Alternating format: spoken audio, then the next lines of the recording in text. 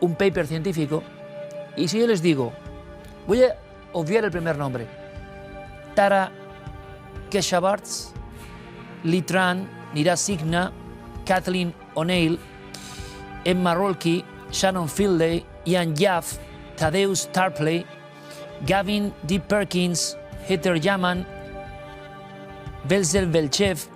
Son 40 médicos, ni uno más ni uno menos, 40 médicos. 40 médicos expertos en reanimación. Y quien dirige este experimento, que yo diría que es uno de los más importantes de la historia en torno al más allá de la muerte, es el doctor Sam Parnia. Y este doctor es el director del área de cuidados intensivos y reanimación del Hospital Universitario de Nueva York. O sea, ¿de qué estamos hablando, señores? ¿De qué estamos hablando? En ese momento que parecen estar del todo inconscientes para los médicos, desde su propio punto de vista, experimentan un estado mental totalmente lúcido, que incluye un examen de todo lo que han hecho en sus vidas, desde la perspectiva de la moral y la ética. Usted es humilde, pero me reafirmo, estudio único e histórico, por tanto. Bueno, una de las características que hacen de nuestro estudio algo absolutamente único, Iker, es que hemos recopilado testimonios de personas que han sobrevivido a un paro cardíaco y en cuyas palabras, utilizando el método científico, hemos podido identificar temas comunes. Todo un arco narrativo. Es decir, los pacientes que tienen una experiencia vívida de su muerte cuentan que, mientras están inconscientes, al menos desde nuestra perspectiva, sienten que su propia conciencia se intensifica. Notan que se separan del cuerpo, son capaces de mantener plena conciencia visual y también de escuchar lo que sucede, asumiendo al poco tiempo que están muertos. Se dicen a sí mismos, creo que estoy muerto, porque están tratando de salvarme, pero en realidad me siento más consciente que antes. Mi pensamiento es más claro que nunca y se sienten liberados. En la siguiente fase experimentan un viaje de vuelta a un punto al que pertenecen, un lugar al que llaman hogar. Y por hogar quiero decir un sitio donde saben que han estado antes, con el que se identifican y al cual acaban regresando.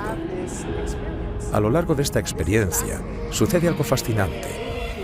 Pueden revisar y volver a experimentar todo lo que hicieron en sus vidas. Y esto es importante. No se trata de flashbacks aleatorios de ciertos recuerdos, como el primer día que fueron a la escuela, se graduaron en la universidad, se casaron o tuvieron un hijo. Hablo de cada interacción que esa persona ha tenido desde la niñez hasta su muerte, pero revivida, no solo con exactamente las mismas emociones y sensaciones que el paciente tuvo, sino también con las mismas emociones y sensaciones que experimentaron las otras personas. Y algo único e interesante que descubrimos es que los pacientes afirman haber experimentado las consecuencias posteriores de esas acciones. Si, por ejemplo, hiciste daño a alguien, desencadenando otros eventos negativos, volverás a experimentarlo. Y al contrario, si hiciste algo que ayudó a una persona y que luego condujo a que otras personas recibiesen ayuda, pasarás por ello de nuevo. Es absolutamente fascinante y ha sido difícil de explicar, pero nuestro estudio pudo demostrarlo mediante los testimonios de los pacientes. Imagino que la audiencia está tan perpleja como yo, porque todo esto, doctor, el desdoblamiento, el sentido de lucidez, la capacidad auditiva, todo esto lo hemos escuchado desde la época de Raymond Moody. Pero claro, no estamos hablando con Raymond Moody, con todos los respetos.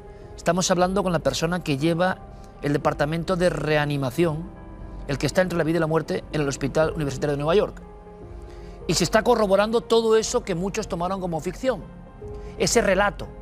Y hay más cosas, doctor, que pudieran quizá cambiar el paradigma, porque esto de alguna forma reafirma lo que muchos habíamos escuchado ya, pero en un ambiente académico. Hay cosas que pueden cambiar el paradigma sobre el concepto que tenemos de la muerte, la vida, el cerebro, la mente. El motivo por el que este estudio es muy significativo, Iker, es que en realidad a los médicos, tanto en España como en Estados Unidos u otros lugares, se nos ha enseñado equívocamente que el cerebro muere tras 5 o 10 minutos sin oxígeno. Y esto tiene una consecuencia negativa importante y profunda, porque lo que significa es que los intentos de revivir al paciente se interrumpen al dar por hecho que el cerebro morirá poco después. Esto también significa que la industria, en este caso la farmacéutica, no investiga más allá. Lo que nuestro estudio pudo demostrar es que, aunque el cerebro deje de funcionar, no muere, sino que hiberna. De hecho, puede mostrar signos de recuperación, incluso una hora más tarde. Esto abre una ventana completamente nueva, a través de la cual los médicos, los científicos y la industria podrán encontrar nuevos tratamientos para preservar el cerebro y ayudarnos a devolver la vida a las personas. Esto no ocurre cuando estamos conscientes, sino en el instante en que empezamos a irnos. Otro momento en el que también puede pasar es justo después de que el corazón se haya detenido, que al fin y al cabo es lo mismo que sucede cuando las personas mueren. De hecho, en nuestro estudio pudimos identificar un marcador en el cerebro, una especie de indicador que nos muestra que esta experiencia está ocurriendo, sin que eso implique que la produzca el cerebro.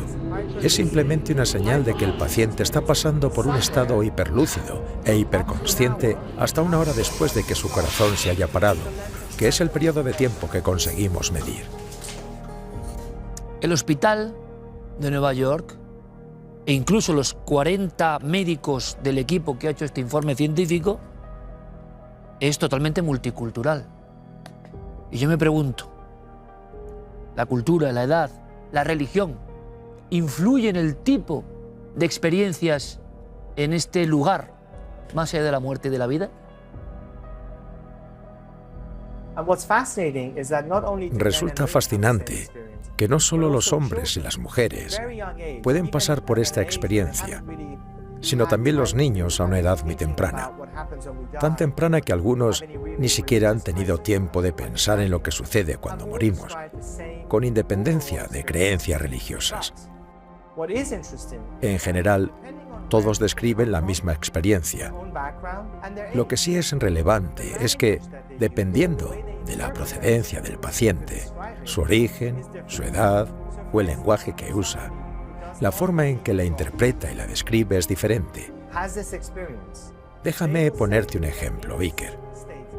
Si alguien que no cree en Dios pasa por algo así, te dirá que en esos momentos contempló un ser hermoso, luminoso, amable e increíblemente compasivo que le ayudó a revisar toda su vida.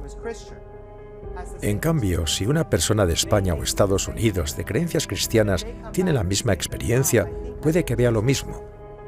Pero volver dirá, «Hey, creo que he visto a Jesús».